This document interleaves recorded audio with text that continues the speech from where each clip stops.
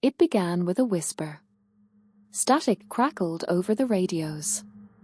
TVs flickered with strange, errant signals. People thought it was just some sort of glitch, a random disturbance. But then, night fell, and that's when we all felt it, an unshakable sense of being watched. Hunted. Evelyn Grant, a biologist living in the suburbs, awoke to an unnatural silence. Stepping outside, she found her neighbors staring skyward, speechless. Stretching across the sky were webs, massive, shimmering webs that spanned the horizon. And within those webs, dark shapes moved, glinting as they crawled along, alien and terrifying. That was the moment I realized we weren't alone. A creature dropped from the webs, hurtling to the ground with terrifying speed.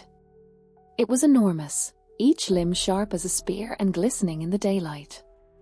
With terrifying precision, it struck one of Evelyn's neighbors, a man named Mr. Gassier, suspending him in the air like prey on a hook. It didn't take long for humanity to realize the horrors they were facing. They called these creatures weavers. They were giant spider-like beings, impossibly fast, devastatingly intelligent. They communicated in clicks and hums, moving together like a hive mind, using massive webs to organize and attack.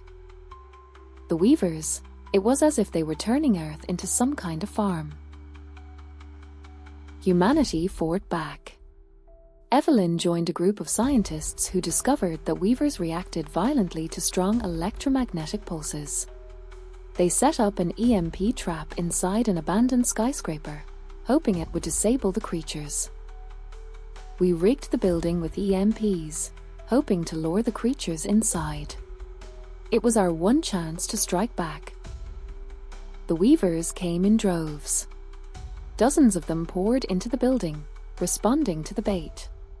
When the team triggered the EMP, the building hummed with energy, and the creatures froze, twitching in pain. But the trap wasn't enough. One weaver, the largest of them all, staggered upright, seeming almost or angry.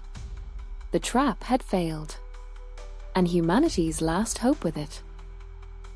After that, the weavers grew bolder.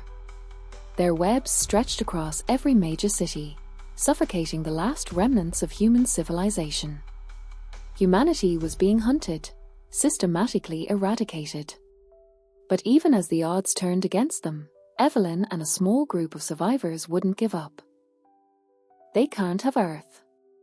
Not if we can still fight. As they made one last run through the city, Evelyn spotted a strange glow pulsing from the weaver's webs, a pattern she recognized as some kind of countdown. It's a countdown. They're converting the planet for themselves. And once they finish, humanity will be nothing but dust. Evelyn knew what had to be done. She and a small team fought their way to the core web, the hub where the countdown glowed like a beating heart. One by one, her team was taken down, but she pressed on, carrying a bomb to destroy the core. This is for us.